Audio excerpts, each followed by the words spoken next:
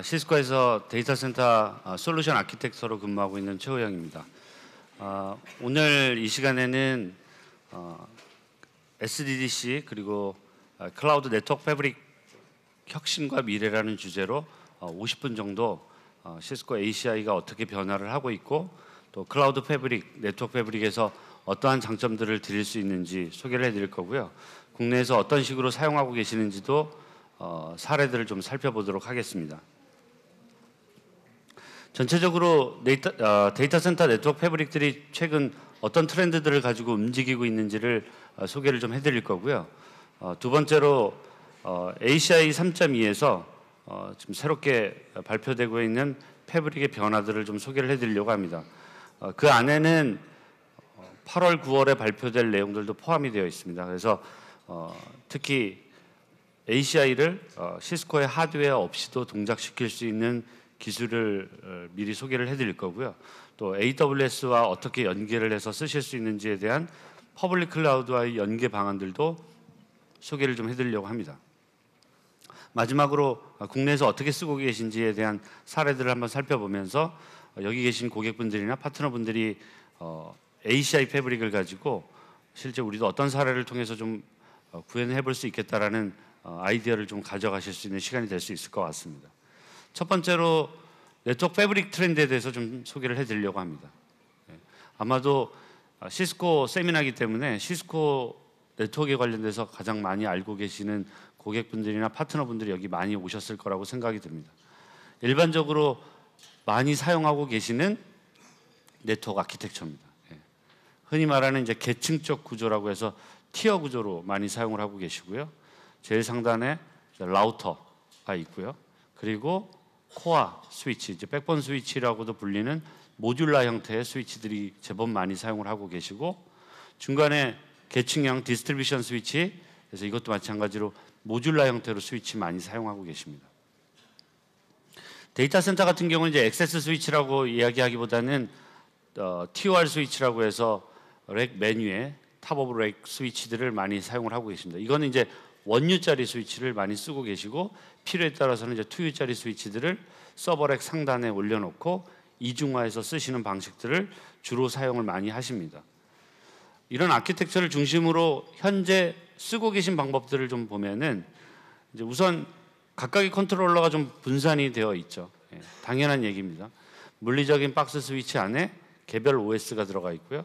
그 개별 OS들은 벤더에 종속이 되어 있으며 해당 스위치에 또는 해당 네트워크 장비의 OS에 들어가서 내가 학습한 내용대로 컨피그레이션을 개별적으로 동작을 시키셔야 동작할 수 있는 방법론을 대부분 사용하고 계십니다.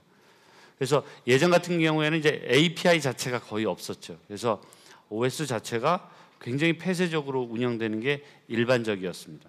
폐쇄적이라는 단어가 조금 거부감이 들으실 수도 있습니다만은 거꾸로 이야기하면 보안성 측면이라든지 또 안정적으로 운영하는 데 있어서는 이 폐쇄적인 방식이 또 도움이 되실 수도 있습니다. 다만 최근처럼 기술들이 급변하는 형태들에서는 네트워크 사이드에서도 서버나 스토리지의 변화에 따라서 네트워크를 유연하게 만드셔야 될 일들이 제법 많아집니다. 그럴 경우에는 네트워크 자동화도 필요하고요.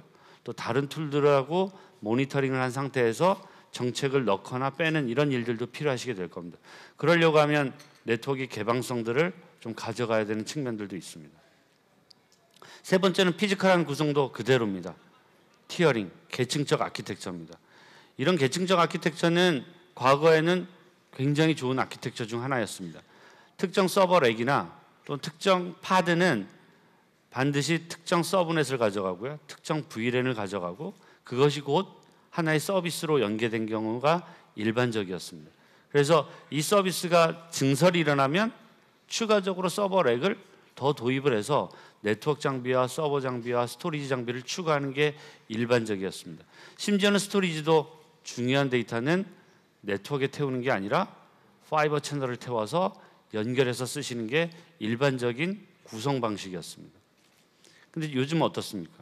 우선 모빌리티가 아주 다양하게 일어나고 있고요. 두 번째로는 가상화나 컨테이너나 클라우드 기술과 같은 특정 지역에 종속되지 않는 거죠. 이 특정 지역이라고 하는 것은 물리적으로 우리가 뭐 서울, 부산, 대전 이렇게 얘기하는 게 아니라 데이터 센터 안에서도 1번 파드에 있는 1번 서버렉에 있는 녀석이 웹 서비스를 할 수도 있고 와스 서비스를 할 수도 있고 필요에 따라서는 스케일 아웃 형태로 2번이나 7번 서버렉에서도 이 서비스를 할 수 있어야 됩니다. 그렇게 되려고 하면 이런 계층적 네트워크 아키텍처들은 손도 많이 가고 트러블 슈팅하기가 굉장히 불편해집니다. 과거에 특히 조직적으로 사람들이 이걸 어떻게 관리했는지를 보면 더 알 수 있습니다. 제법 큰 회사라고 하면은 네트워크 담당자들도 인원이 제법 많았고요. 특정 지역의 네트워크 담당자, 특정 공장의 네트워크 담당자, 특정 사업부의 네트워크 담당자 이런 식으로 분업화가 되어 있고 심지어 같은 회사이지만 지역적으로 떨어져 있거나 사업 부서가 틀리면 그 사업부에서 일어났던 장애나 구매 패턴 자체도 완전히 다르게 가져가는 경우가 일반적이었습니다. 그런데 우리는 새로운 시대를 맞이를 하고 있죠. 앞서 오전에도 이야기 드렸습니다마는 하이브리드, 멀티클라우드 얘기가 나오고 있고요. 또 인프라 측면에서도 계속 민첩성을 강조를 하면서 프레셔를 받고 있습니다. 서버팀에서는 가상화 클라우드를 하고 있는데 스토리지는 빅데이터를 하고 있는데 네트워크에서는 어떤 일들을 하고 있느냐, 민첩성을 위해서 어떤 고민들을 하고 있느냐라는 과제들이 계속 던져지고 있습니다. 이런 것들을 해결하기 가장 좋은 방법은 자동화입니다. 사실 자동화 만만치가 않습니다. 여러 가지 방법들이 자동화가 논의가 되어 왔고 해오셨습니다. 스크립을 짜서 내리는 경우도 있고요.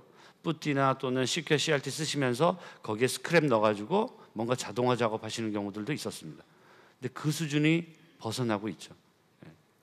네트워크에서도 자동화하면 어떤 툴들이 제공이 되고 있는지, 형상 관리를 하고 있는지에 대한 의문들이 또 문제점들이 계속 이야기가 나오고 있습니다. 결국 이런 것들을 다 해결하기 위해서 계속 나오는 것은 말 그대로 사용자의 의도, 흔히 말하는 인텐트라고 하는 사용자가 뭘 원하는지를 보고 적극적으로 네트워크 담당자가 개입을 해서 액션을 취해주는, 정책을 배포해주는 이런 정책 기반의 네트워크 얘기들이 굉장히 많이 나오고 있습니다. 그만큼 네트워크가 유연하지 못하면 비즈니스를 하는데 또 인프라를 구성하는 데 있어서 퇴보될 가능성이 굉장히 높다라는 이야기들이 많이 나옵니다. 그래서 우리는 네트워크를 지난 3, 4년간 많은 변화들을 일으켜왔고요. 데이터 센터나 캠퍼스 할 것 없이 모든 영역에서 소프트웨어 디파인을 이야기를 해왔습니다. 소프트웨어 디파인은 여러 형태로 이루어졌습니다. 과거에는 오픈 소스 기반도 이야기를 했었고요. 최근 들어서 데이터 센터 안에서는 VXLAN, 흔히 말하는 오버레이 기반으로 어떤 식으로든 모빌리티와 정책을 자동화시키는 방안들을 많이 논의를 해왔습니다. 첫 번째로 피지컬한 단계에서는 앞선 슬라이드하고 다르게 계층적 구조가 아니라 리프 스파인 아키텍처라고 하는 플랫한 수평한 구조의 아키텍처로 변화를 합니다. 물리적 그림에서는 리프 스위치와 스파인 스위치가 있기 때문에 계층적 구조로 느껴지실 수 있지만 실제는 리프 스위치는 대형 모듈라 스위치의 라인 카드와 같은 역할을 하고요. 스파인 스위치는 패브릭 모듈과 같은 역할을 합니다. 이게 어떤 차이가 있을까요? 과거에 샤시형을 쓰시는 이유는 샤시형 스위치에 고가기도 하지만 다양한 피처들이 굉장히 많이 올라갔기 때문에 XS 원유짜리 스위치는 말 그대로 허접한 스위치고 별 피처를 올리지도 않는 이런 스위치로 여겨왔습니다. 하지만 데이터 센터에서 리프 스위치는 과거 캠퍼스 백번 스위치를 구현하시듯이 모든 피처는 리프 스위치에 내려와 있습니다. 스파인 스위치는 하는 일이 없습니다. 어떤 일만 하냐? 말 그대로 대역폭을 고대역으로 전송해주는 역할만 하죠. 그래서 리프 스파인의 연결 구조는 대부분 40G나 100G 그리고 하반기에 나올 400G로 연결이 구성이 되어 있습니다. 따지고 보면 리프가 지금 여기 보시는 것처럼 스파인과 이중화되어 있다는 얘기는 패브릭 모듈하고 연결이 되는 데 있어서 100G 링크 2개가 뻗어가 있기 때문에 패브릭 모듈을 200G로 연결한 것과 똑같은 효과를 보실 수 있는 겁니다. 우리는 전체 대형 스위치 하나를 도입을 해서 우리 데이터 센터의 운영하는 방식과 동일하게 물리적 아키텍처를 변화시킨다는 의미를 가져가실 수 있는 거죠. 그럼 실제 어떤 변화들이 일어나느냐? 첫 번째로는 맨 위에 제가 클라우드 그림 모양을 표현을 해놨는데 그 밑에 보시면 제어부, 흔히 정책부라고 하는 새로운 형태의 컨트롤 타워가 생깁니다. 과거에는 개별 스위치들의 개별 OS가 들어가 있고요. 개별로 들어가서 컨피그레이션 하셨습니다. 이제는 달라지는 거죠. 통합 정책을 배포하고 관리하실 수 있는 방식으로 바뀌게 됩니다. 예를 들면 제가 서비스 A를 배포를 할 때 과거에는 특정 파드의 특정 스위치에 들어가서 컨피그레이션을 했지만 이제는 그게 아니라 제가 맨 꼭대기에 있는 컨트롤 타워 쪽에 딱 하나에 들어가 가지고 거기서 컨피그레이션을 하면 우리 회사에 있는 모든 스위치에 동일한 컨피그레이션이 내려가면서 애니캐스트 게이트웨이, 모든 게이트웨이가 같이 바인딩이 됩니다. 애니캐스트 게이트웨이가 들어가면 제일 좋은 점이 뭘까요? 1.1이라는 게이트웨이를 하나를 바인딩을 하면 한 군데 스위치만 들어가는 게 아니라 모든 스위치에 들어가기 때문에 서버에서 모빌리티는 굉장히 쉬워집니다. 1번 파드에 연결했다가 7번 파드로 가더라도 게이트웨이는 여전히 1.1이 남아 있으니까 그 포트가 어떤 서비스를 쓸 것이라는 것만 정의를 해주면 1.1의 게이트웨이는 계속 상속받아서 쓰실 수가 있습니다. 별 이야기가 아닌 것 같아도 여태까지의 네트워크 구성은 모든 게이트웨이는 두 개가 페어로 묶여서 VRRP나 또는 HSRP 형태로 해서 액티브 스탠바이로 딱 종속되게 쓰던 게 일반적으로 구조였고 경직되고 폐쇄된 구조였죠. 하지만 이 구조는 기본적으로 그렇게 쓰지 않는다는 겁니다. 두 번째는 철저하게 개방형 REST API를 추구를 하고 있습니다. 이거는 시스코에 많이 요구를 고객들이 하여 오셨던 기능 중에 하나고요. 기본적으로 시스코가 제공하는 리프 스위치라고 하는 넥서스 9000 스위치와 3000 스위치는 OS가 윈드리버 리눅스를 그대로 네이티브하게 사용을 합니다. 거기에 시스코가 패키징을 몇 개 올려서 쓰는 방식이죠. 위에 있는 ACI의 컨트롤러는 CentOS 7을 사용을 그대로 합니다. 그 얘기는 무슨 얘기냐? 지금 서버에서 자동화가 크게 세 가지 정도의 주류를 이룹니다. 퍼페셔널 셰프 같은 에이전트 기반의 REST API를 구현하거나 형상 관리를 하는 방식이 하나가 있고요. 최근에 유행이 되고 있는 앤시블과 같은 에이전트 리스의 방식의 모델링을 하시는 방식이 있습니다. 얘가 윈드리버 리눅스를 쓰고 CentOS를 쓴다는 얘기는 무슨 얘기겠습니까? 똑같이 서버의 형상 관리 방식들을 그대로 차용해서 쓰실 수가 있습니다. 그래서 REST API를 뒤져보면 형상 관리의 세 가지 요건들이 그대로 들어가 있고요. 추가적으로 내가 REST API로 붙여서 연결을 하겠다라고 하면 JSON과 XML과 같은 모델링 방식, 실제 연결하는 방식은 HTTPS로 REST API를 붙여서 구성하실 수 있습니다. 내가 만약에 프로그래머빌리티에 대한 어느 정도의 능력을 가지고 있다면 얼마든지 모델링과 구성을 REST API 기반으로 만드실 수 있다는 얘기입니다. 마지막으로는 협업형 인프라입니다. 이거 역시 불편한 얘기가 될 수도 있습니다. 네트워크가 더 이상 네트워크 담당자의 소유물이 아니라 필요에 따라서는 서버 담당자가 하나의 SDDC 아키텍처로 패키징해서 그 네트워크까지는 서버 담당자가 관리할 수도 있고요. 클라우드 인프라 담당자가 관리할 수도 있고요. 예전처럼 네트워크 담당자가 관리할 수 있는 말 그대로 협업형 모델로 바꾸겠다라는 게 이 리프 스파인 아키텍처의 핵심 사상이고, 이 모델들을 가져다가 시스코가 턴키 베이스로 만든 SDN 아키텍처가 시스코의 ACI 솔루션입니다. 그동안 ACI는 지난 3년간 많은 발전들을 계속 이뤄왔고요. 크게 네 가지 형태에서 이번에 또 하나의 변화들을 이뤄냈습니다. 첫 번째로는 네트워크 인프라에서 조금 변화들을 일으키기 시작했습니다. 그래서 마치 네트워크의 모델링을 AWS의 리전이나 VPC 관리하는 방식처럼 변화를 시도를 했고요. 두 번째로는 클라우드 가상화 측면에서 조금 변화들을 일으키게 됩니다. 그래서 더 이상 가상화 사이드에 시스코 ACI의 소프트웨어를 올릴 때 종속성을 가져가는 게 아니라 어떠한 하이퍼바이저가 올라가더라도 거기에 벤더에 종속되지 않고 쓰실 수 있게끔 변화를 좀 가지고 왔습니다. 이 두 가지를 핵심적으로 오늘 좀 소개를 해드릴까 합니다. 첫 번째로 네트워크 인프라입니다. 현재 ACI의 아키텍처를 보면 리프 스파인 아키텍처 구조를 그대로 가져갑니다.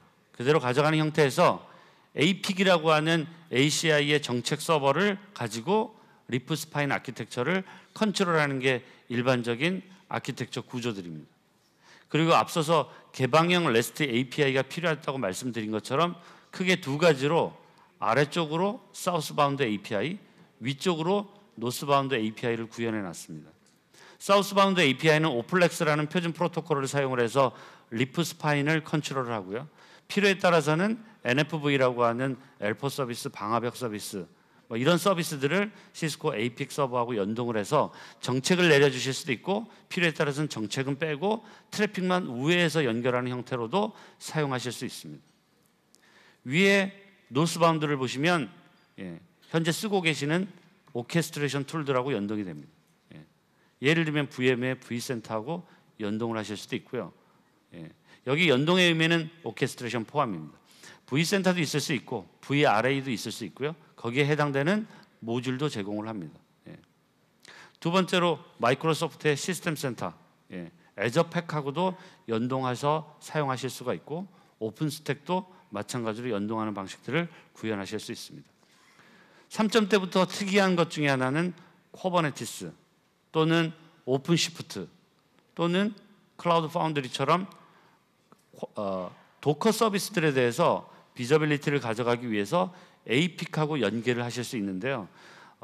제가 오늘 마지막 세션에서도 잠깐 언급을 드리겠지만 특히 쿠버네티스나 이런 도커 연동을 위해서 네트워크의 비저빌리티나 시큐리티를 제공을 해드리기 위해서 저희가 이 도커 연동하는 부분에 대해서는 컨티브라는 형태로 통해서 오픈 커뮤니티로 오픈 소스로 받아서 실제 사용하실 수도 있게끔 구성을 해놨습니다.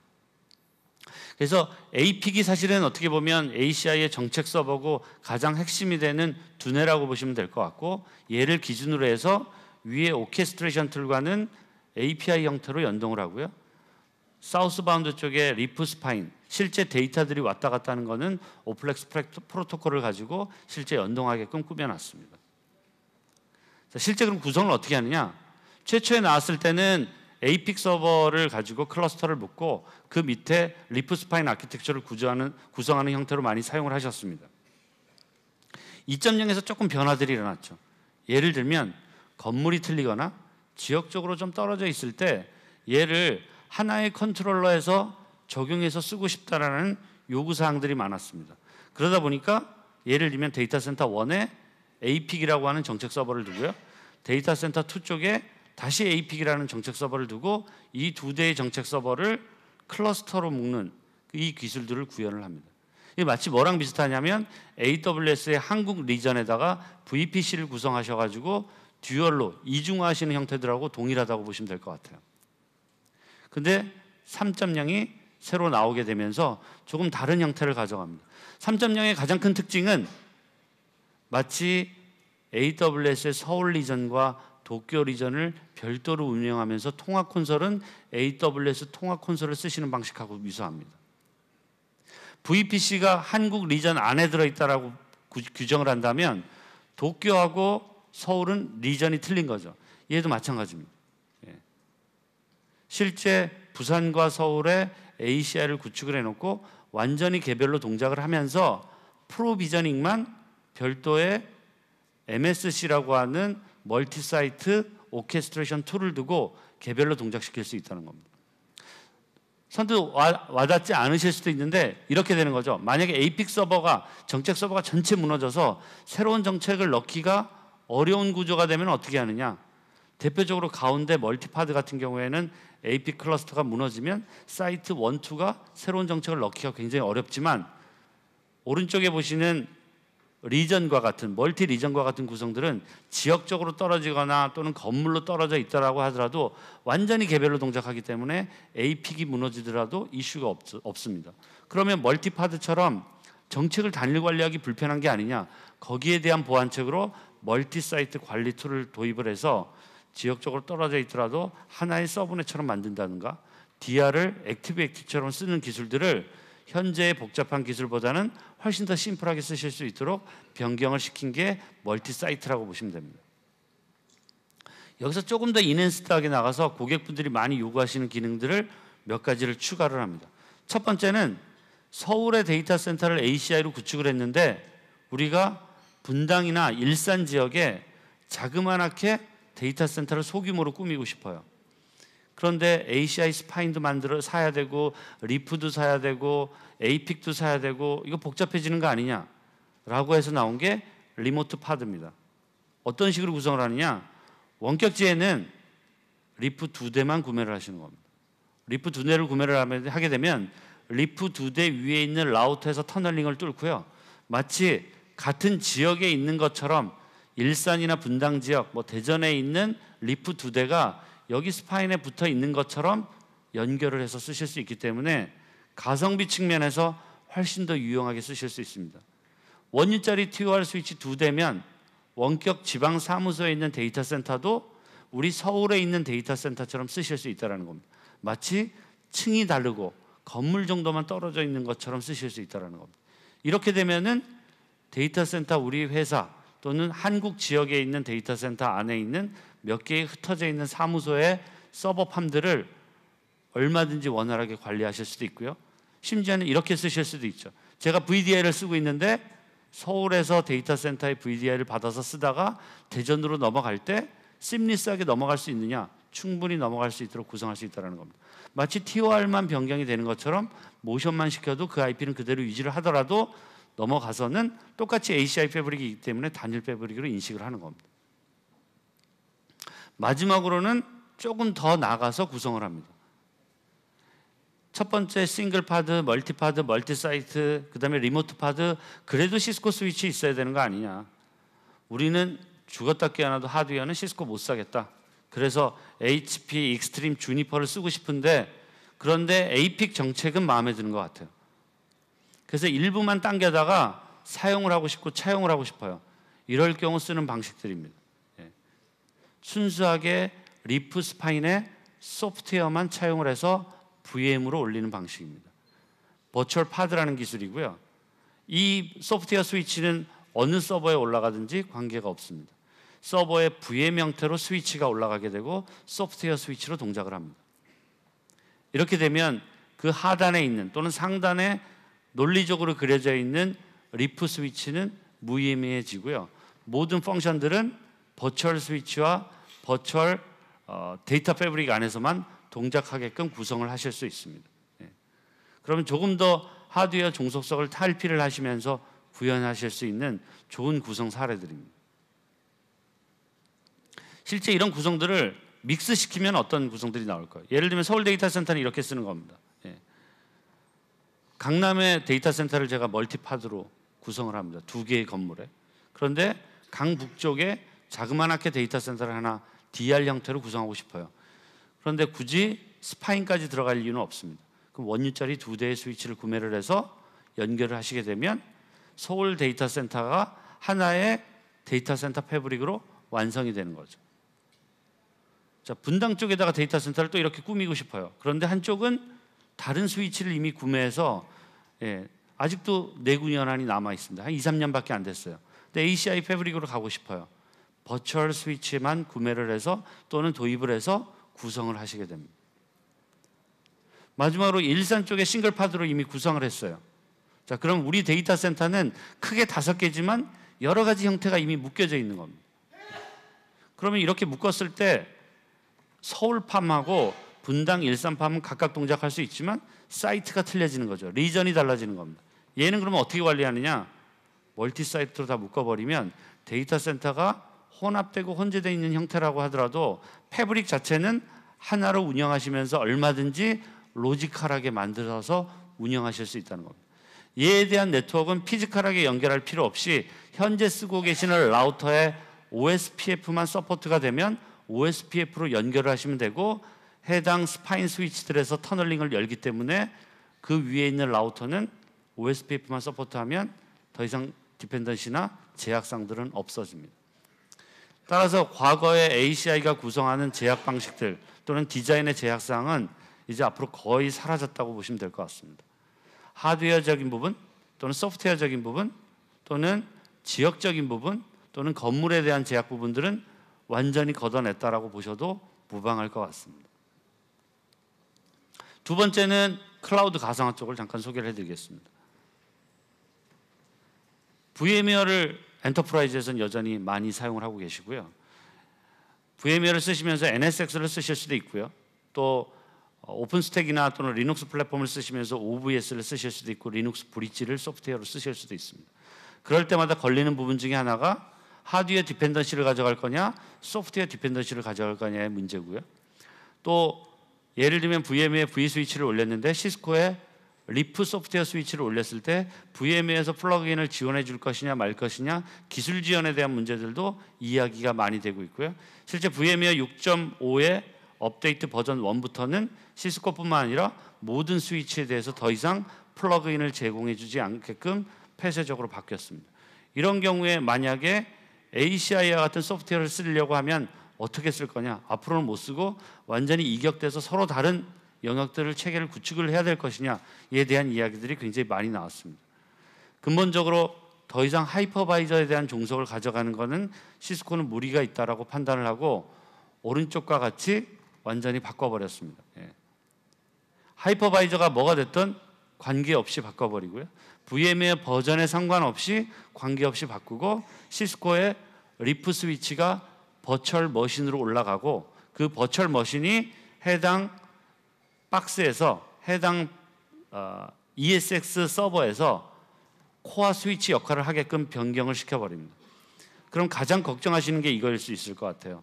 예를 들면 이 V 스위치의 모든 트래픽들이 얘를 거쳤다가 VM끼리 통신이 되거나 바깥으로 나가야 되기 때문에 성능에 대한 저하를 우려하시는 경우들이 많기 때문에 이 버추얼 머신에 대한 소프트웨어 스위치의 버추얼 머신의 펑션들은 DPDK를 이니블해서 성능이 9GBps 이상 나오도록 설계를 마쳤습니다.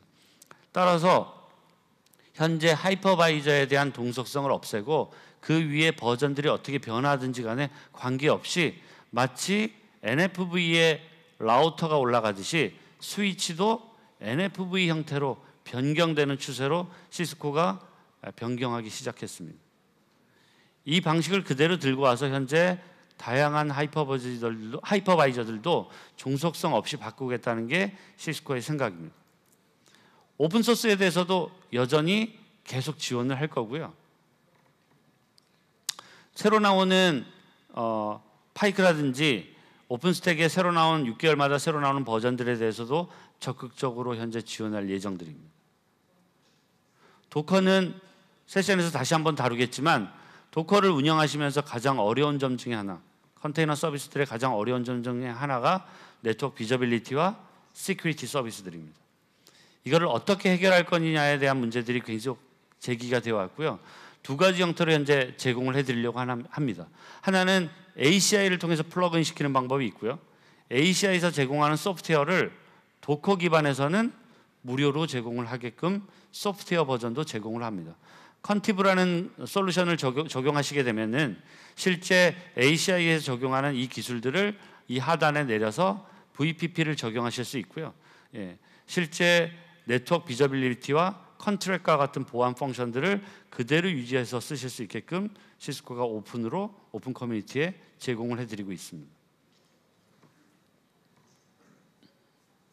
또 하나 이제 궁금하신 게 프라이빗 클라우드는 VM웨어든 마이크로소프트든 또는 컨테이너 서비스든 뭐 오픈스택이든 적용해서 쓰는 건 알겠는데 혹시나 AWS를 마치 우리 회사의 데이터 센터의 네트워크 영역인 것처럼 운영을 하거나 또는 정책을 내릴 때 우리 회사의 네트워크 정책을 그대로 쓰는 방법론들이 없겠느냐는 질문이 가장 많이 나왔었습니다. 그래서 이 방식을 하반기부터 서포트를 합니다. APIC이 AWS 리전에 올라가게 되고요. 앞서 소개해드렸던 버추얼 스위치, 리프 스파인들이 마찬가지로 VM으로 AWS에서 인스턴스로 올라가게 됩니다. 이렇게 되면 마찬가지로 이 사이에 CSR 1KV와 같은 라우터들을 VM으로 각각 올리고요. 그리고 멀티사이트를 통해서 오케스트레이션을 할 수 있도록 구성을 하는 겁니다. 이렇게 되면 이제 이렇게 되는 거죠. 여기에 온프라미스 형태로 데이터 센터, 우리가 운영하고 있는 기업 데이터 센터가 있고요. 오른쪽에 보시는 오른쪽 화면에 한국 리전에 AWS 데이터 센터가 있을 겁니다.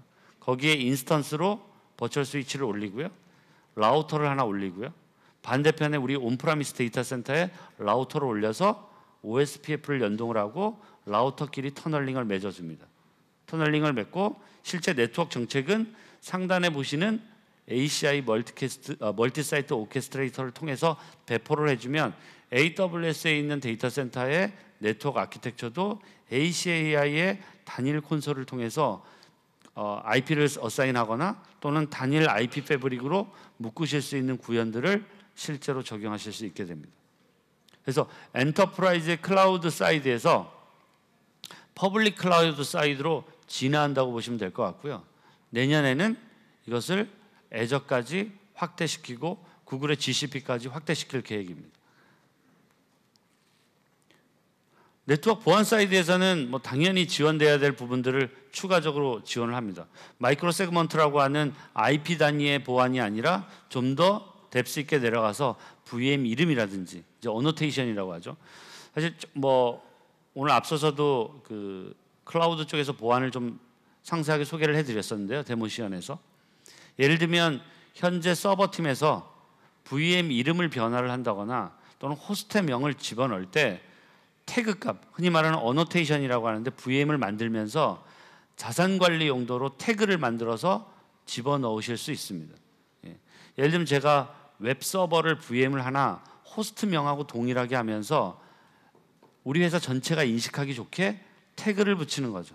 v센터에다가 그 태그 이름을 예를 들면 1층 언더바 웹서비스 언더바 pod1이라고 지어주면 ACI 사이드에서는 보안 정책을 쓸 때 그 태그 네임만 가지고 와서 IP하고 VM이나 호스트명하고 상관없이 그 태그를 가지고 보안 정책을 구현하실 수도 있습니다. 예를 들면 1층의 프리픽스만 가진 녀석들은 2층하고 프리픽스를 가진 녀석들하고 통신하지 않도록 아예 컨트랙을 만드실 수도 있습니다. 또 하나는 802.1x에 대한 다돈X에 대한 서포트도 하실 수 있기 때문에 실제 엔드포인트를 붙였을 때 1X 인증에 대한 보안성도 강화를 시켰습니다. 지금 계속 저희가 말씀드리고 있는 NFV를 연동할 수 있는 기술들을 당연히 멀티사이트 안에서도 구성하실 수 있도록 하나의 단일 플랫폼에서 3.2 버전에서 전부 다 적용해서 쓰실 수 있도록 구성을 해놨고요. 하드웨어 얘기를 잠깐 한 장 슬라이드로 제가 준비를 했는데 하드웨어도 굉장히 흥미롭습니다. 최근에 무슨 상용 칩 얘기도 굉장히 많이 나오고 있고요. 브로드컴 기반의 또는 인텔 기반의 네트워크 스위치 얘기들 또는 새롭게 나오는 상용 칩 얘기들도 많이 이야기가 되고 있습니다만은 시스코가 현재 잡은 방향은 두 가지 방향을 투 트랙으로 가져가겠다는 겁니다. 첫 번째로는 상용 칩을 요구하는 대형 고객사나 또는 브로드컴 쉐어를 요구하는 인터넷 기업들 같은 경우에는 넥서스 9000이나 3000 라인업 안에서 브로드컴 상용 칩을 장착한 스위치를 계속 공급을 하고요. 동일한 가격으로 시스코가 직접 에이직을 설계한 칩을 내장한 클라우드 스케일 에이직이라는 칩세트를 그대로 내장해서 넥서스 9000과 3000에 동일하게 라인업으로 제공을 해드립니다. 가격이 동일하기 때문에 필요에 따라서는 내가 상용 칩을 선택해도 관계가 없고요. 또 시스코가 직접 만든 머천트 칩, 실리콘 에이직 칩을 그대로 사용하셔도 상관이 없습니다. 차이는 딱 하나입니다. ACI와 NXOS를 동시에 쓸 수 있는 것은 시스코 에이직 칩이고요. NXOS만을 사용하실 수 있는 칩은 상용 칩만 해당이 됩니다. 두 개의 칩 모두 넥서스 OS를 기반으로 하기 때문에 마찬가지로 리눅스 OS가 탑재가 돼서 고객사분들이 사용하시는데 개방형 아키텍처를 그대로 가져가실 수 있도록 설계하실 수 있고요. 앞으로 업링크 속도는 훨씬 더 빠른 속도로 업그레이드가 될 겁니다. 보시는 것처럼 지금 업링크가 보통 40G에서 100G를 가지고 멀티모드에서 쓸 수 있도록 바이다이 GBIC들을 제공을 해드리고 있는데 이제 하반기가 되면 업링크 속도가 400G로 변경이 됩니다. 이거 엄청나죠. 400G가 굳이 필요하겠느냐 이렇게 생각하실 수도 있는데 생각을 해보시면 스토리지 저장 장치는 점점 플래시 기반으로 넘어가기 시작하면서 스토리지 속도들에 대한 요구사항들이 굉장히 많아지고 또 하나는 모빌리티나 컨테이너 서비스들이 등장을 하면서 이스트 웨스트 횡으로 갈아지려는 트래픽들이 굉장히 많아집니다. 따라서 업링크 속도는 많으면 많을수록 고객사 입장에서는 유리한 사이드를 가져가실 수 있는 게, 유리한 측면을 가져갈 수 있는 게 굉장히 많다는 거죠. 그래서 시스코는 현재 클라우드 스케일 에이직이라는 이 하드웨어 기반을 통해서 앞으로 고성능을 뒷받침을 하면서 애널리틱스나 또는 개방형 아키텍처를 꾸준히 가져갈 생각들을 계속 하고 있습니다. 여기에 대한 자세한 세션은 제 다음 세션에서 이어질 거고요. 현재 데이터 센터 네트워크에 대해서는 ACI에서 그치지 않고 몇 가지를 저희가 확장을 하고 있습니다. 첫 번째, 애널리틱스의 데이터 센터 패브릭을 좀 더 상세하고 명쾌하게 들여다보기 위해서 테트레이션이라는 솔루션을 통해서 조금 더 워크로드 밑으로 내려가서 호스트 센서 또는 네트워크 센서를 통해서 현재 플로우들이 어떤 일들을 하고 있고 실제 호스트 안에서는 어떤 프로세서와 매핑이 돼서 어떤 어플리케이션들과 연동되고 있는지를 보실 수 있게끔 바꿔버릴 거고요. 마지막으로 어슈런스라는 솔루션을 제공을 해드리기 때문에 현재 데이터 센터 안에서 이 ACI 패브릭이 제대로 동작하고 있는지 선제적으로 제공해 드릴 수 있는 옵션들, 그리고 현재 모빌리티가 어떻게 움직이고 있는지도 제공을 해드릴 예정입니다. 실제 국내에서는 이런 ACI들을 어떻게 쓰는지를 좀 보시면은 다양한 사례들 형태로 고객분들이 고민을 하고 계시는구나 이렇게 아실 수 있을 것 같아서 몇 가지를 준비를 해봤습니다.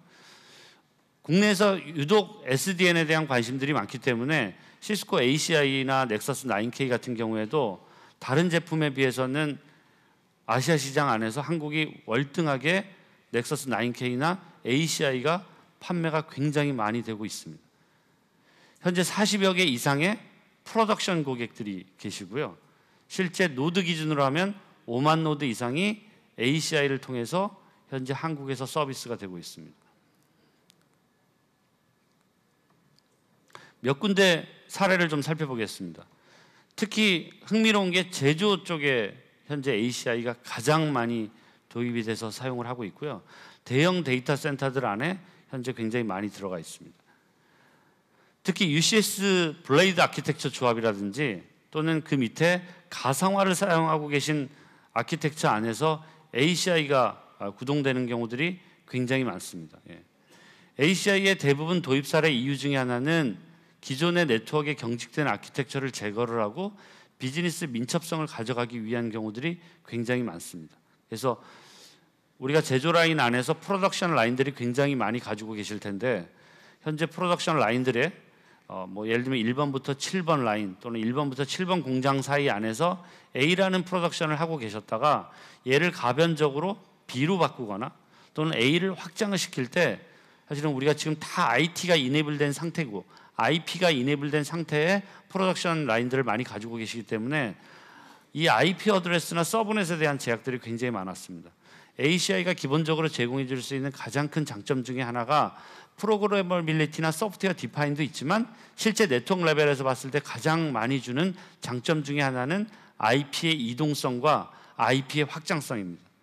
이 모델을 그대로 차용을 해서 실제 제조 산업군의 데이터 센터나 생산 라인 안에서 ACI를 유연하게 쓸 수 있도록 구성한 사례들이 제조 산업군에 굉장히 많습니다.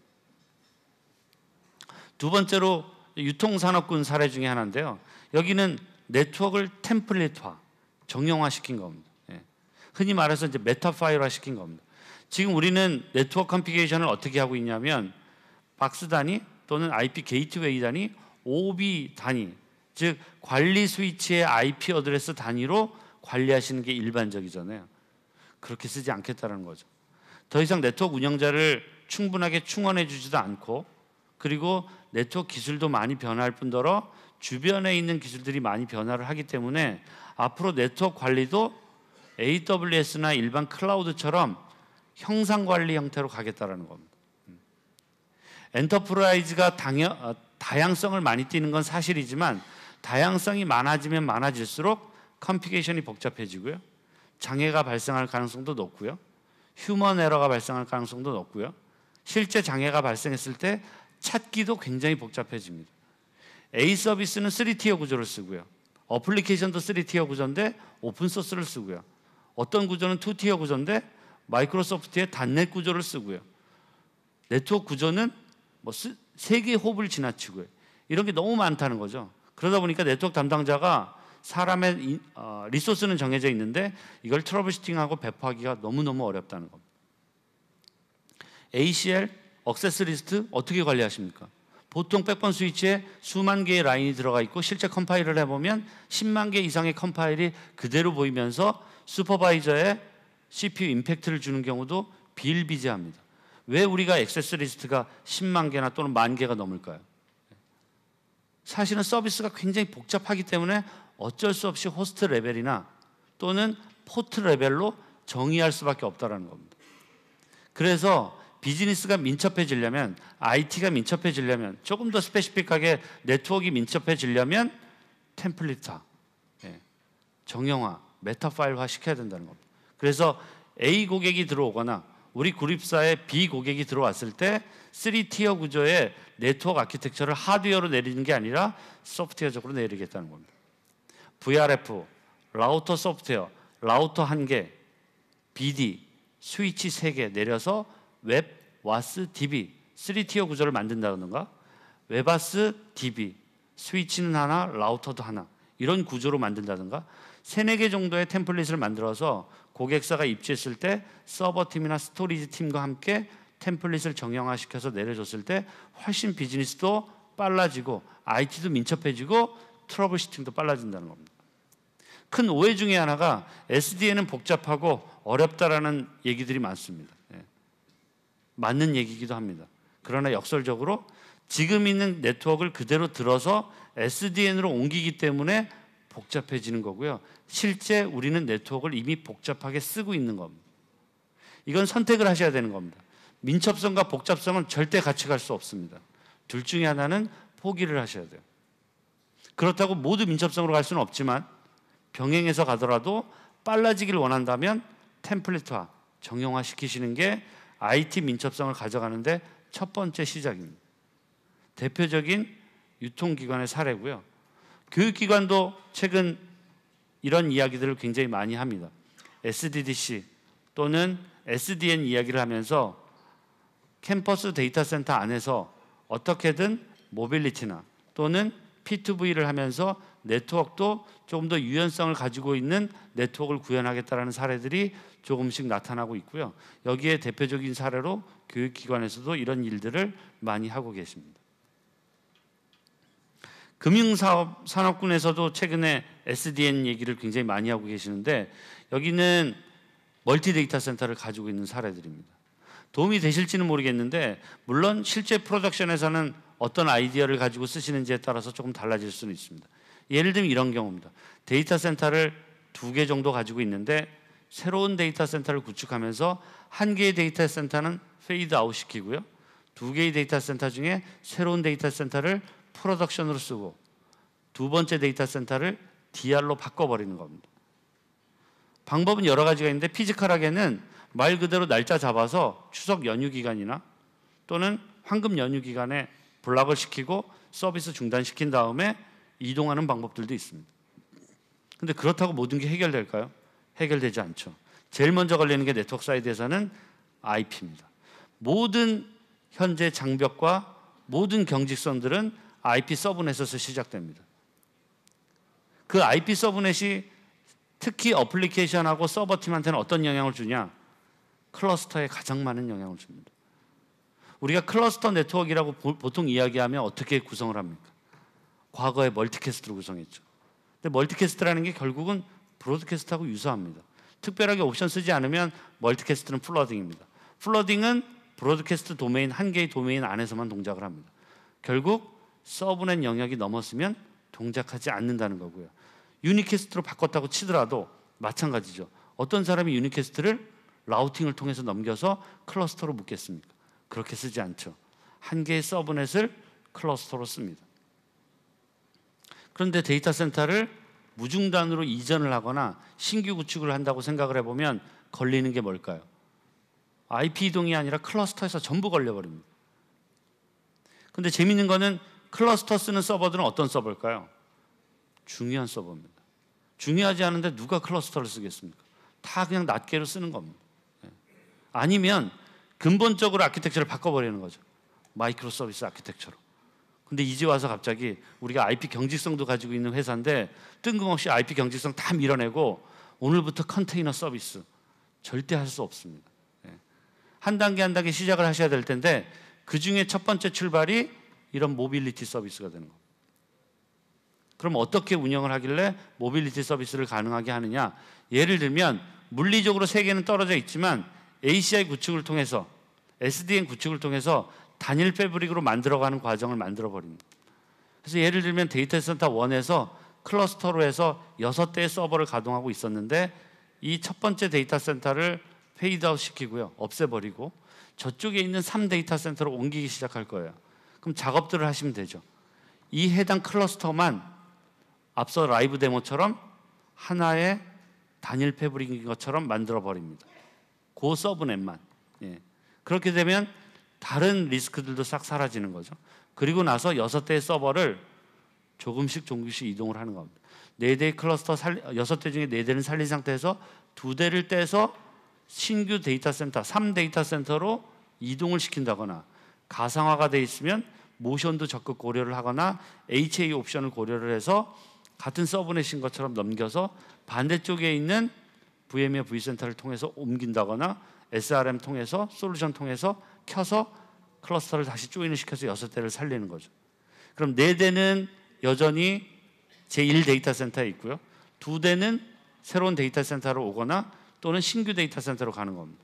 그리고 나머지 2대 떼서 다시 DR로 옮기거나 3센터로 옮기고요. 마지막으로 나머지 2대 있는 걸 옮겨버리면 전체 데이터 센터는 2 데이터 센터와 3 데이터 센터로 스무스하게 전부 넘어가게 되는 겁니다. 물론 네트워크의 서브넷이나 클러스터 옵션에 대해서만 제가 설명을 드린 겁니다. 이 안에서 벌어질 스토리지에 대한 문제들, 어플리케이션 클러스터에 대한 문제는 논외로 얘기하더라도 IP의 경직성은 여전히 클러스터를 굉장히 어렵게 하고 지역적으로 폐쇄적으로 경직되게 만드는 게 일반적인 구조들입니다. 이런 구조를 조금 더 유연하게 해야겠다는 게 이런 VXLAN 방식, 오버레이 방식, 또 SDN 방식의 가장 대표적인 장점이라고 보실 수 있고 이런 부분들을 현재 ACI의 국내 사례를 통해서 구현을 한 경우들도 있습니다. SDDC와 한꺼번에 연동하시는 사례들도 굉장히 많이 등장을 하고 있습니다. 대표적으로 HCI를 적용을 하면서 데이터 센터의 네트워크를 SDN으로 옮긴다거나 그때 옮기면서 vCenter 또는 시스템 센터 또는 오픈스택과 인테그레이션하는 방식을 쓰는 사례들도 있습니다. 근데 국내에선 재밌는 게 VMware의 라이센스 중에 엔터프라이즈 라이센스를 쓰시는 경우가 그렇게 많지가 않더라고요. 그렇게 되면은 정책을 내리기가 굉장히 어렵거든요. 사실 VMware 입장에서도 API를 제공하는 라이센스들은 대부분 엔터프라이즈급에 굉장히 많이 있기 때문에 스탠다드 형태에서 구현하시기는 굉장히 어렵습니다. 근데 ACI가 재밌는 게 만약에 엔터프라이즈를 쓰지 않는 상태에서 만약에 HCI를 구현하신다고 하더라도 ACI의 AP 컨트롤러가 vCenter에 해당 정보들을 끌고 와서 비저빌리티는 제공을 해드릴 수 있기 때문에 네트워크 사이드에서 모션이 어떻게 일어나고 있는지 어떤 호스트에 어떤 VM이 켜졌고 네트워크 트래픽을 어떻게 쓰는지를 충분히 모니터링 하실 수 있는 것도 굉장히 큰 장점 중에 하나입니다.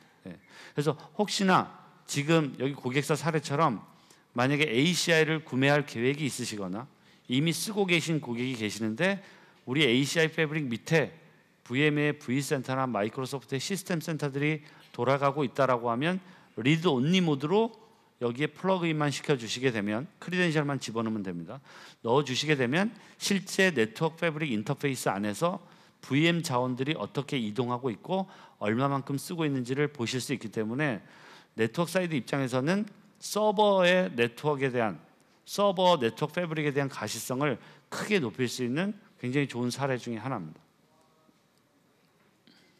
그래서 제가 긴 시간 동안 ACI의 변화들을 좀 소개를 해드렸는데 오늘은 그 중에서 몇 가지만 핵심적으로 요약을 해드리고 마치도록 하겠습니다. 첫 번째로 ACI는 더 이상 싱글 파드에 머무르는 게 아니라 멀티파드, 멀티사이트로 리전으로 점점 확대되는 개념으로 확장이 되고 있고요. 그러다 보니까 APIC을 어느 지역에 놓거나 관계없이 하나의 패브릭 클러스터처럼, 하나의 네트워크 패브릭처럼 엮어서 쓰실 수 있는 펑션들을 제공을 해드리고 있습니다. 두 번째로는 소프트웨어 형태로 ACI를 스위치에 버추얼 스위치를 올려서 쓰실 수도 있고, 추가적으로 하반기부터는 AWS와 같은 퍼블릭 클라우드에 이런 소프트웨어를 탑재를 해서 좀 더 외연을 확장하는 형태로 가져가는 게 현재 시스코의 목표라고 보시면 될 것 같습니다.